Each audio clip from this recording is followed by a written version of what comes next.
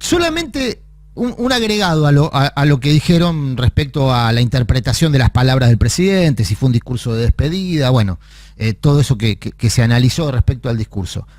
Pongo el foco en la calle. Tenés en política el Palacio y la calle, ¿no? Calle magra ayer. Poca participación popular, poca movilización. Hay una previa de esa historia, ¿no? Organizaciones que en principio habían anunciado que no iban a movilizar, después que mandaron una delegación, que es una modalidad que vienen usando mucho las organizaciones, esto de mandar delegaciones. Sí, sí. La CGT que no movilizó, me detengo ahí.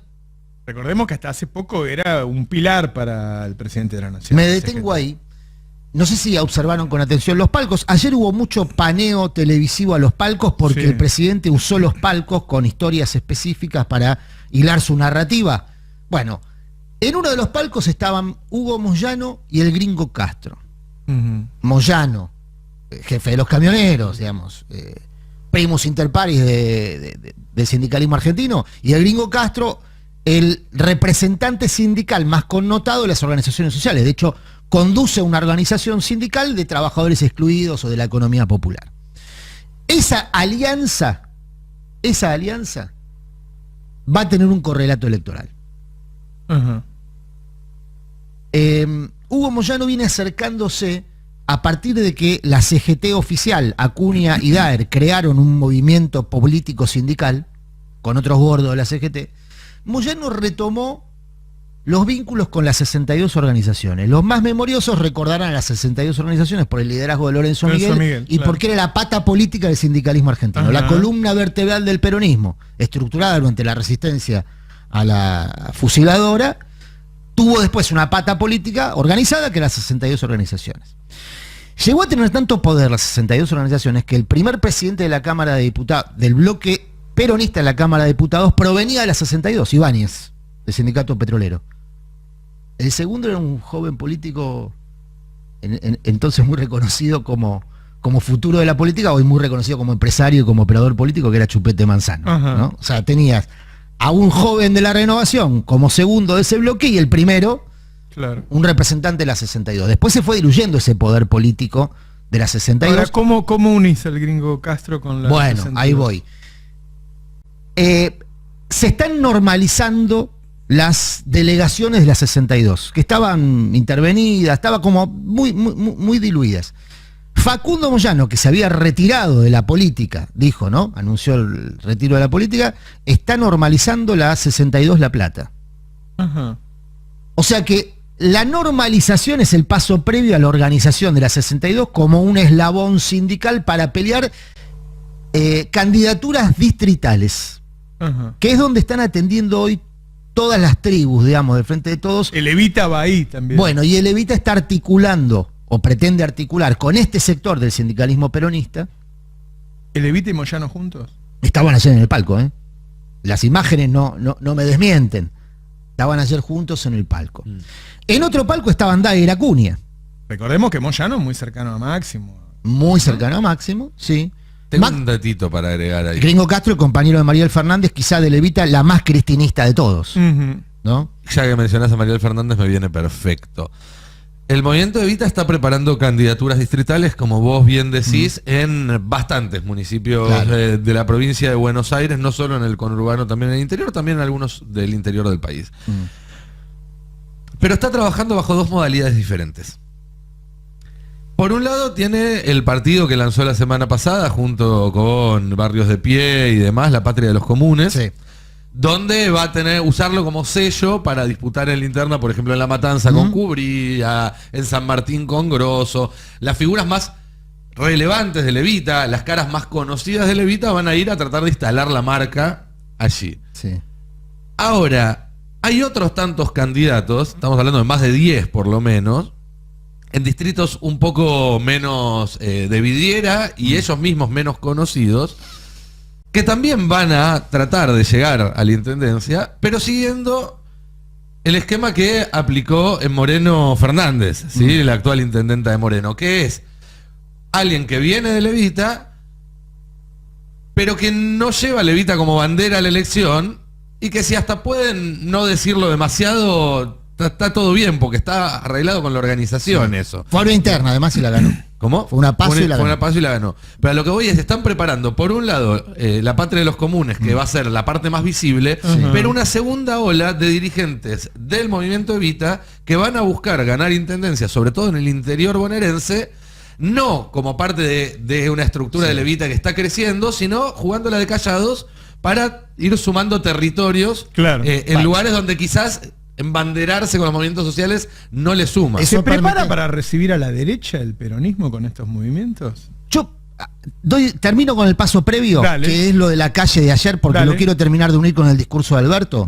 Si vos ves entonces que Daer y Acuña no movilizaron y eran un soporte de un albertismo que finalmente no nació.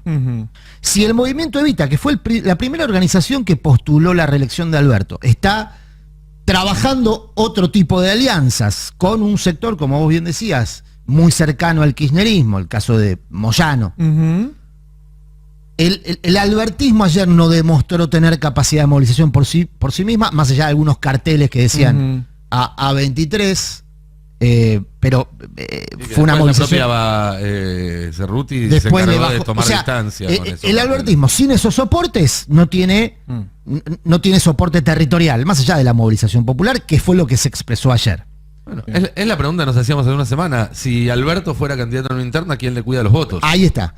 ¿Cuánto del discurso que es interpretado como un último discurso, no como un discurso de cara a una reelección, sino como el discurso de despedida de un candidato a presidente que, más allá de su voluntad, mira hacia los costados y ve que aquellos que podrían hacerle de soporte están en otra cosa?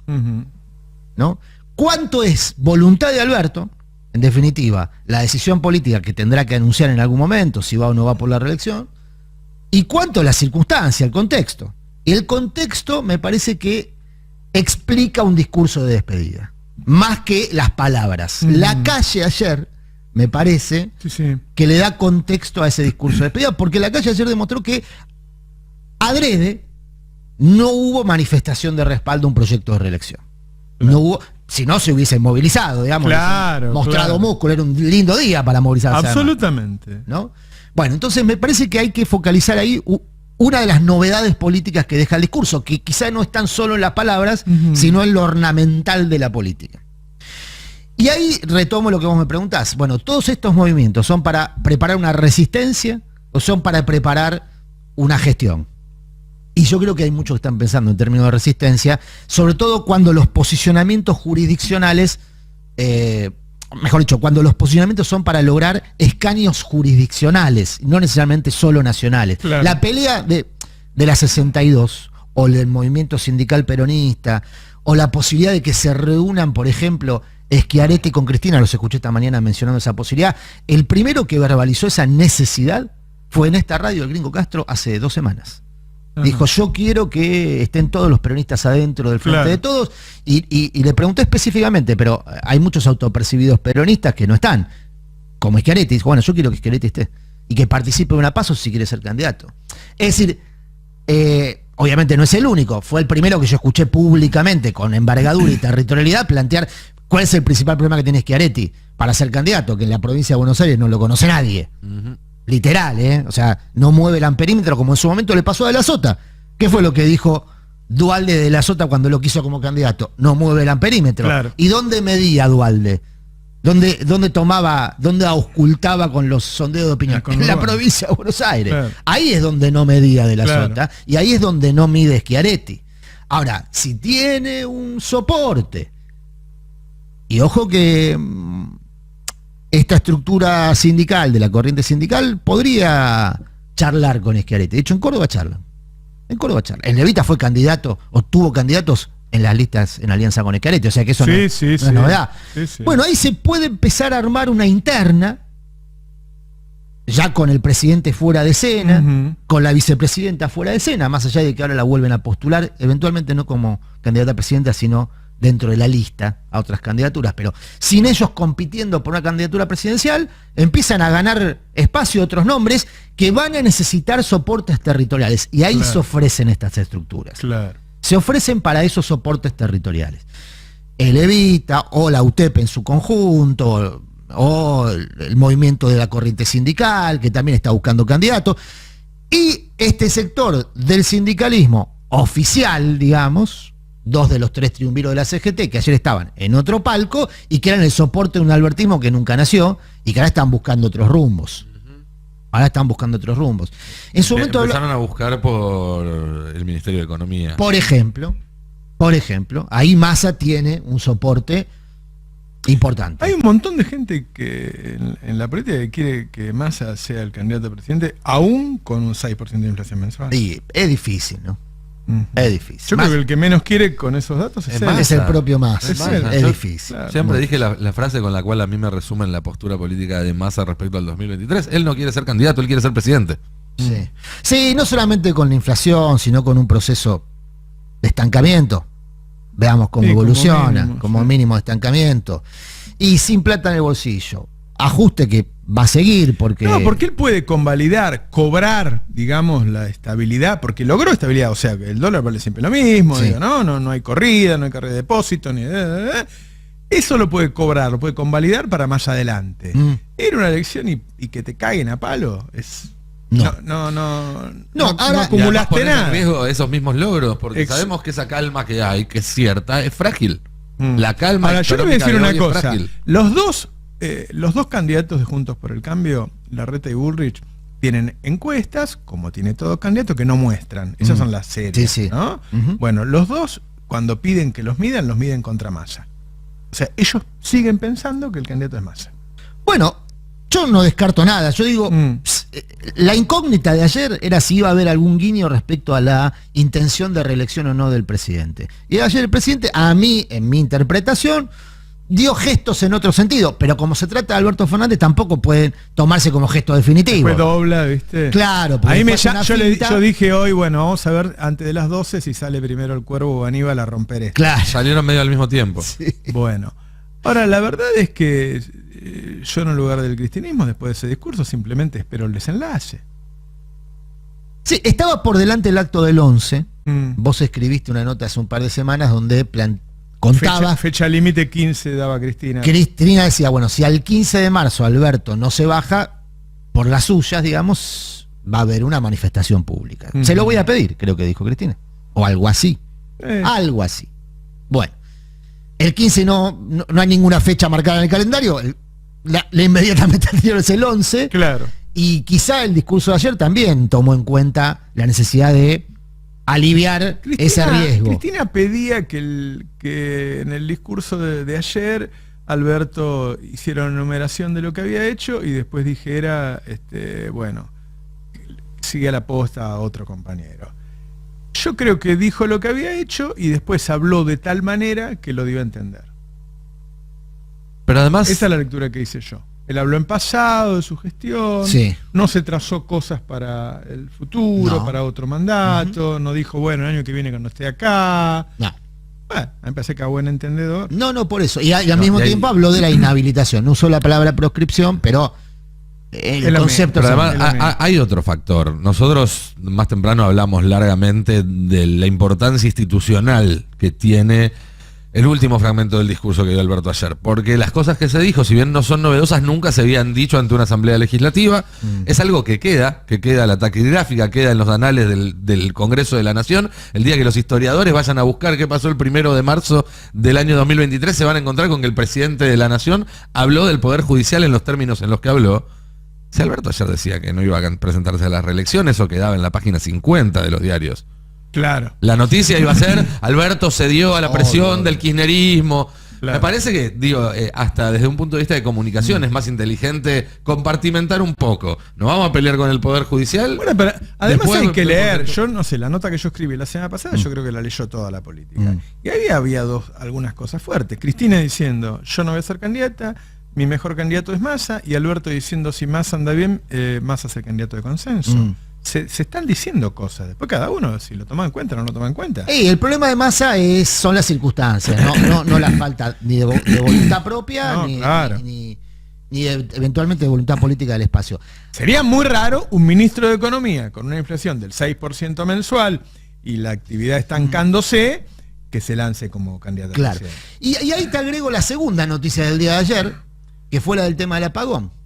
Porque el apagón también tiene un componente político, más allá de que, por supuesto, tiene un origen técnico y eventualmente un origen intencional, con ese incendio del pastizal en la zona de Zárate Campana.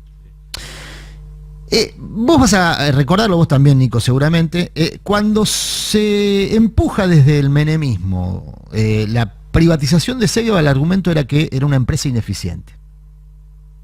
Bueno, es raro que no se use hoy el mismo argumento para empujar la estatización de un sistema privatizado que es ineficiente. No, la culpa la tiene el presidente para los medios, claro, no la tiene la empresa. O sea, Cegba era una empresa estatal ineficiente que había que privatizar por su ineficiencia. Claro. Pero la ineficiencia privada no requiere un debate. No. Digamos, La culpa la tiene el gobierno. Claro, y la ineficiencia privada que viene atada a otras circunstancias, que es un negocio financiero descomunal el servicio eléctrico en toda su estructura, desde la estructura de baja tensión de Norte y de Sur a la generación. Igual, todos se financian con el Estado. A mí siempre me han explicado que tanto acá como en España, como en Estados Unidos, no se arman los sistemas para los días de 40 grados.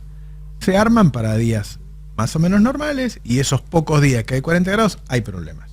Que el costo de armar un país para que funcione siempre a esa temperatura, cuando en realidad hay muy pocos días en un año que hay esa temperatura, no tiene sentido, digamos, sí. No se hace en esos términos. Igual, con lo cual, cuando vas a ver el mundo, cortes de 2 o 3 horas, cuando hay 40 grados, hay. En este caso se sumó el incendio. El incendio también puede no ser intencional, digo, cuando hace 40 grados y hay sequía, a veces se queman. Y a veces permitime, no creo que se haya sumado el incendio. El corte de ayer fue por el incendio. Si no había incendio, no había corte.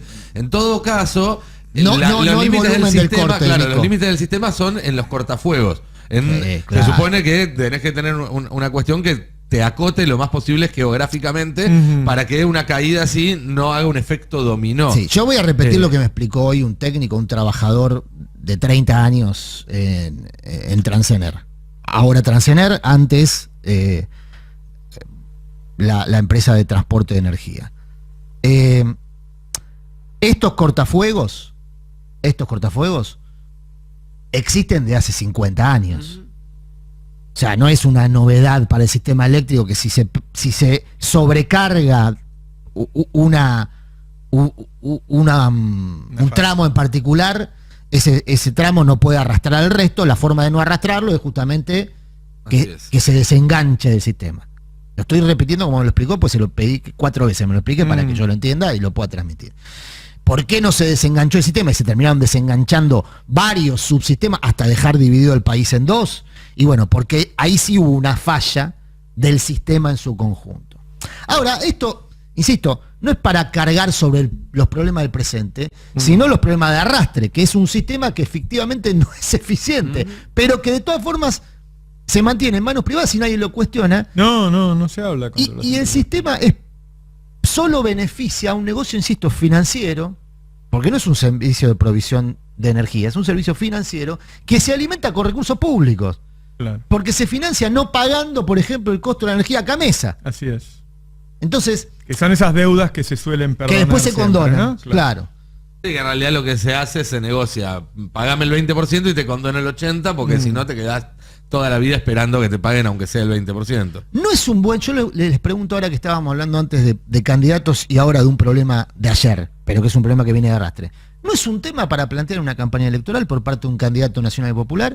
¿Qué hacer con las empresas de servicio público? Capitanich habla de eso. Sí. ¿Lo van a criticar? Sí, ahí después empiezan las limitaciones de los candidatos. Seamos buenos entre nosotros y probablemente Massa tenga dificultades para hablar de este tema en los términos que yo lo estoy planteando, digamos, ¿no? Claro. ¿No? Bueno, por eso son 2 candidatos distintos, Massa. Claro, por eso. Entonces a mí me parece que hay un tema del presente que angustia a buena parte de la población porque se queda sin luz, sin agua, no un día por un blackout, sino que ya viene de arrastre este problema. Digo, ahí es donde me parece que va a batallar la discusión que se dé en los distintos foros de debate, una vez que se defina que las figuras que hoy son las que atraen la discusión, que son las personas, se transformen en discusión de ideas. Claro. ¿No? Discusión de ideas, de proyectos. Bueno, ¿qué hacemos con esto? ¿Vamos a mantener este sistema que es una estafa? A mi modo de ver, ¿no? Yo lo plantearía así. Digo, yo votaría al que lo plantee así. Claro. Yo votaría al candidato que diga, che, este sistema es una estafa. Y es una estafa que viene de otras estafas anteriores. Mira, hoy estaba repasando, y si quieren terminamos con esta pequeña pastilla histórica. Vos te vas a acordar del caso de la Ítalo. La Ítalo... Mi tío laburaba en la Ítalo. Bueno, la Ítalo convivió con una empresa estatal que creó Perón. ¿Por qué creó Perón una empresa estatal? Porque la empresa privada no era eficiente. Claro. Fuerza, decís vos. Claro, convivieron en el tiempo. Después una sucesión de decretos de la fusiladora fueron favoreciendo a la parte privada de ese negocio, hasta que vino el sumum de la estafa, que fue la estatización. En la ola privatizadora de la dictadura, una de las pocas empresas que se estatiza es la Ítalo. Claro. ¿Y por qué se estatiza la Ítalo? Tenía una cotización de 30 millones de dólares y se paga 300 millones de dólares. O sea, fue una estafa. Claro. Una estafa de la que cobraron Roberto Aleman, Nicanor Costamende, digo, algunos de los nombres de la época que se hicieron multimillonarios con esa estafa. Esos tipos no fueron presos por eso. Claro. Esos tipos no fueron. Entonces, como no hubo castigo en ese momento por esa estafa, que es precedente de la posterior privatización de Segua, Claro. porque Segua arranca con ese arrastre de esa estafa, Sí. y bueno, ¿por qué no sospechar que se puede repetir una y otra vez el mismo sistema de estafa con lo mismo, que es un servicio muy delicado, muy sensible, que es la energía eléctrica? Claro. Entonces yo Y digo, que tiene connotaciones políticas, Bueno, ¿no? es que Muy grandes. una de los argumentos que daban en el gobierno, no ahora, hace unos meses, un par de años incluso, cuando le preguntaba por qué no se estatizan las empresas de energía eléctrica, y nos decían, porque la luz se va a seguir cortando y nos van a venir a putear a nosotros. y pero si hoy pasa eso. Hoy pasa eso. Bueno, pero con Hoy razón. pasa eso. Claro, bueno, los dejo Bueno. con estas inquietudes y nosotros vamos a hacer un poquito de radio más alegre si podemos.